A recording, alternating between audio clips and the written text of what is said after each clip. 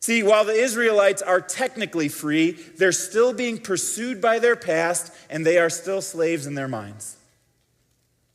I'm wondering if there may be anybody here today who might say, you know what, I'm in that boat too. I'm not in prison. I can walk around free wherever I go.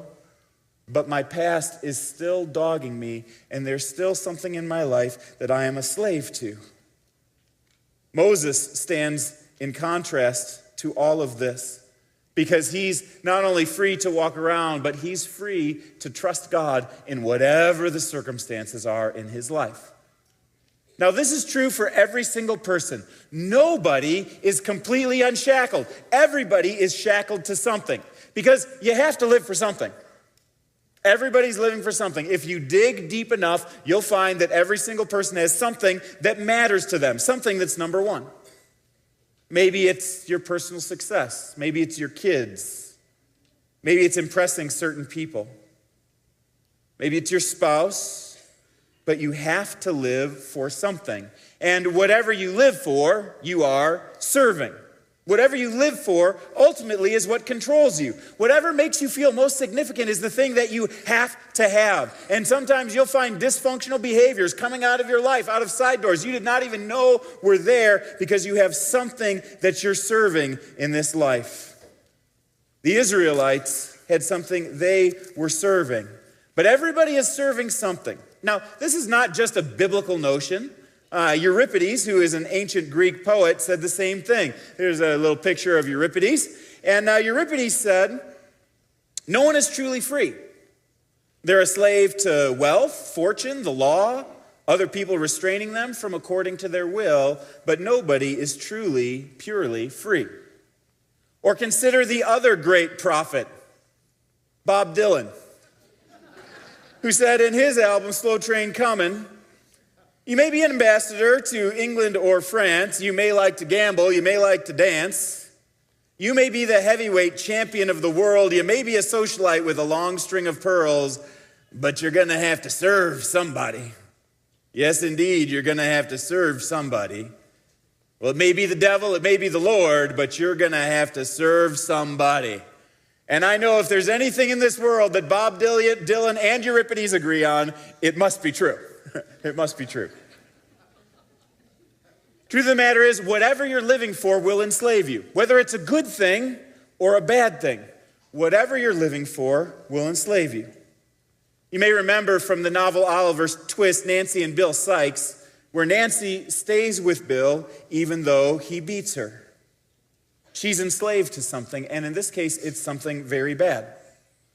Or on the other end of the spectrum, I saw a Hollywood celebrity interviewed who was one of these guys who goes from woman to woman and never really settles down or marries anyone. And the interviewer asked her, why don't you settle down with one woman?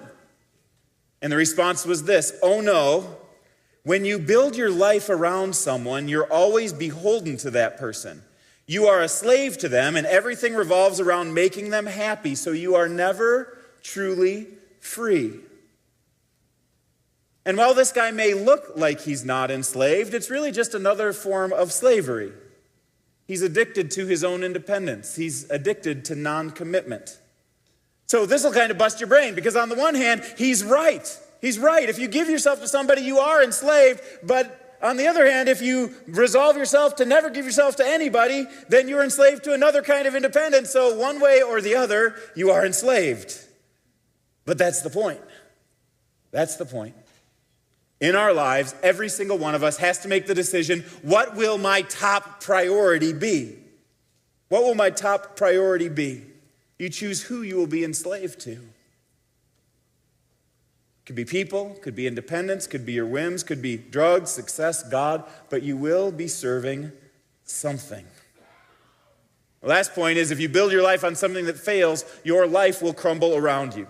If you build your life on being a great parent and your kids go off the hook, if you build your life around a great business and the economy tanks, whatever thing you've made your top priority, one time it will come after you. And you'll find yourself full of self-loathing, seething with anger against God, against your spouse, against the world. It's the curse of having false masters in your life. And someday, they will hunt you down. Unless that master is somebody who is ultimately good. Unless that master is somebody who's full of mercy. Unless that master is someone who would stop at nothing to love you, even to die for you. Unless that master is somebody who you know is filled with love. Because if your master is the most loving being in the universe, you will never be disappointed. You'll never be disappointed. That's why the only thing that makes sense to serve is to serve God, because you have to serve somebody. Life is going to go up and down. And if you're serving God, then you can be free from fear and free from regret and free from all of the pain that drives you. And in this picture, there's only one person who's living with that kind of fear-free life, and that's Moses, who says, stand firm and trust God and watch that he will deliver you.